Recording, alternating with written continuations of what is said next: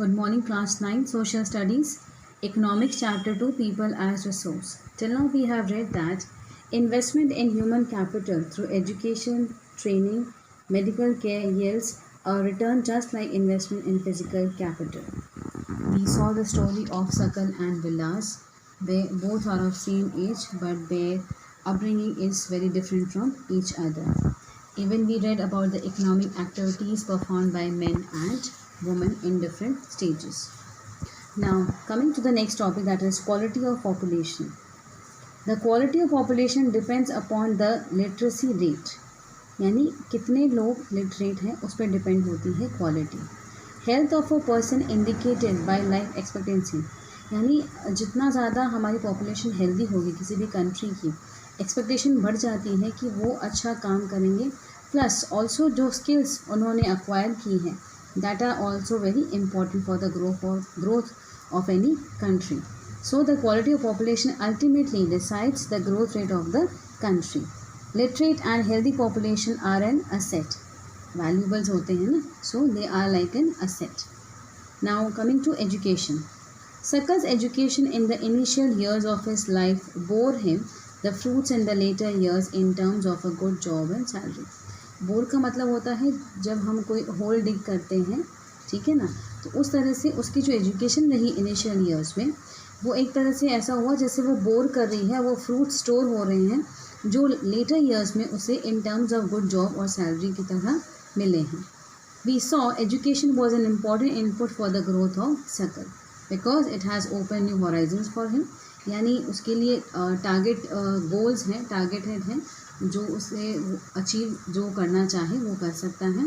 Provided new aspiration, aspiration होती है वो hope to achieve something and developed values of life. Not only for Sakal, education contributes towards the growth of society also. It enhances, यानी वो develop करता है the elementary education with a special emphasis on girls also.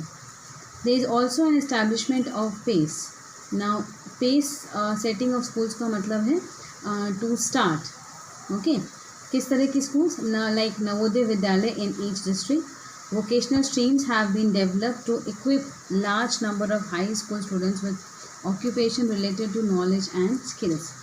Now vocational जो education होती है that is related कि अगर हम बच्चों को initial stage में उनकी learning stage में अगर उन्हें इस तरह की streams के knowledge दिए जाएँ तो further वो अपनी life में किस तरह के occupation को follow up करेंगे उससे related उनको knowledge और skills जो है वो provide की जाए.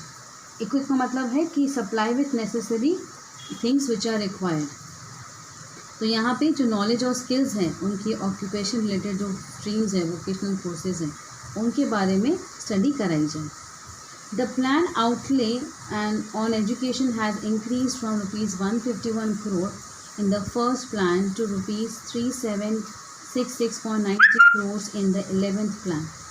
The expenditure on education as a percentage of GDP rose from 0.64% in 1951 to 52 to 3.0% in 2015-16 BE.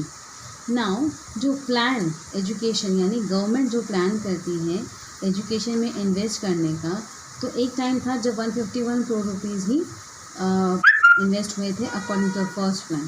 लेकिन आज वो 11th प्लान तक आते आते अमाउंट हो गया है 3766.90 crores. जो एक्सपेंडिचर हो रहा है एजुकेशन पे और उसके अकॉर्डिंग जो जीडीपी की परसेंटेज है वो 0.64% से इंक्रीज़ होके 3.0% हो गई है. That is latest of figure of 2015-16. BE means before era and has remain stagnant around 3% from last few years. यानी कुछ सालों से जो ये परसेंटेज है वो एज इट इज़ है. स्टैगनेंट मीन्स जैसे कहीं पे हम देखते हैं कि अगर वाटर, सपोज हम वाटर की बात करें तो कहीं पे वाटर अगर स्टेशनरी पोजीशन पे है, मूवमेंट नहीं कर रहा है, एक जगह स्टोर है, तो बहुत टाइम तक अगर उसे हम यूज़ नहीं कर रहे हैं तो उसमें एक फाउल स्मेल आने लग जाती है, वो फ्लो नहीं कर रहा है and gives an unpleasant smell. So similarly यही हो रहा है कि जो जीडीपी है वो 3% तक ही अभी तक मेंटेन हुआ है, उससे आगे इंक्रीज़ नहीं हुआ. The budgetary estimate as stated in the budget documents of union state governments, reserve bank of India, यानी जो ये बजट बनता है उसमें जो एस्टिमेशन किया जाता है, तो एक स्टेटमेंट जो था जिसके according budget documents of union state government ने और रिजर्व बैंक ऑफ इंडिया ने ये बताया कि जो एक्सपेंडिचर है on education as a percentage of GDP decline हो गया है टू 2.7, यानी 3 से वो 2.7% तक गिर गया है। दैट मीन्स 0.3% का लॉस है। अगर हम इसको कैलकुलेट करें तो ये डेटा है 2017-18 का। ना इसके कंपैरिजन में अगर हम देखें जो लिटरेसी रेट है यानी जो एजुकेशन है that is improving. So the literacy rate have increase from 18% जो 1951 में थी, आज 74% है according to the data of 2010-11। Literacy is not only a right, ये सिर्फ हमारी राइट्स नहीं है, ये बहुत इंपॉर्टेंट है for any of the citizen, so that वो अपनी ड्यूटीज़ को प्रॉपरली परफॉर्म कर सकें उन्हें समझ के, और अपनी राइट्स जो एक कॉन्स्टिट्यूशन किसी कंट्री का प्रोवाइड कराता है अपने सिटीजन्स को, उससे भी वो प्रॉपरली एंजॉय कर सकें। However a vast difference is noticed across different sections of population. ना ये भी एक फीचर है कि जो डिफरेंट सेक्शंस है पॉपुलेशन के उनमें अभी काफ़ी डिफरेंस है, बिकॉज अगर हम देखें literacy rate among males is nearly 16.6% higher than females, and it is about 16.1% higher in urban areas as compared to rural areas. Urban area जो city होती है और rural that means village areas. अगर हम बात करें 2011 की, लिटरेसी रेट वेरिड फ्रॉम 94%, यानी केरला में वो 94% थी, where as in comparison Bihar में इट वॉज जस्ट 62%। जो प्राइमरी स्कूल का सिस्टम है that has expanded to over 8.58 lakhs according to the year 2013-14। Unfortunately this huge expansion of school has been diluted, now the word dilute means weak हो गया है, by the poor quality of schooling and high drop out rates. Drop out होता है जब आप give up कर देते हो और किसी और प्रोफेशन को चूज़ कर लेते हो, यानी स्टडीज़ को छोड़कर किसी मजबूरी की वजह से for some other reasons the students are leaving the studies in between and moving on to some other work. तो इस वजह से थोड़ा सा चेंज आ रहा है। यहाँ पे एक डेटा है, you can see number of institutions of higher education, enrollment and faculty, यानी यहाँ पे ईयर्स मेंशन्ड है, इसमें number of colleges, universities, students, teachers in university and colleges, ये डेटा प्रेजेंट किया गया है, एक एनुअल रिपोर्ट है। Now Sarva Shiksha Abhiyan is a significant step towards providing, यानी ये जो अभियान गवर्नमेंट ने शुरू किया है ये एक इम्पॉर्टेंट स्टेप है टूवर्ड्स किस तरफ है, to provide elementary education to all children, जितने भी बच्चे हैं within the age group of 6 to 14 years, सभी को बेसिक एजुकेशन मिलनी चाहिए। और ये किया गया कि बाय 2010 तक ये हो जाना चाहिए था।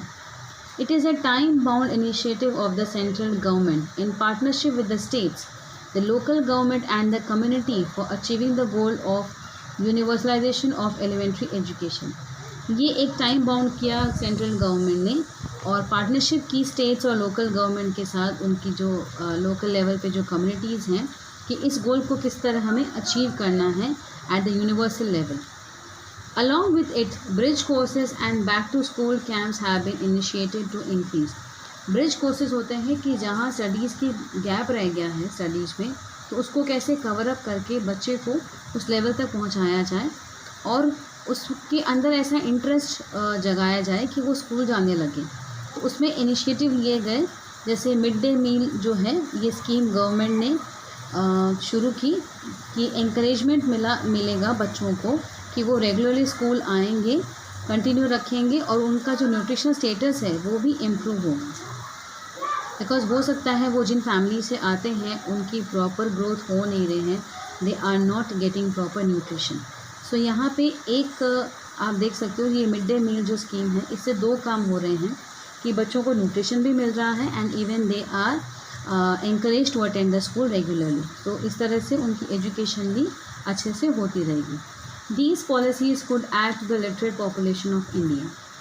ये पॉलिसीज़ जो जिस मिशन से शुरू किए गए, यानी जो ऑब्जेक्टिव था इनके पीछे, वो ये था कि ज़्यादा से ज़्यादा पॉपुलेशन ऑफ इंडिया जो है वो लिटरेट हो जाए। द 12th प्लान एनडीवर्ड, ना एनडीवर्ड मीन्स बहुत हार्ड था अचीव करने के लिए, to raise the country's gross enrollment ratio.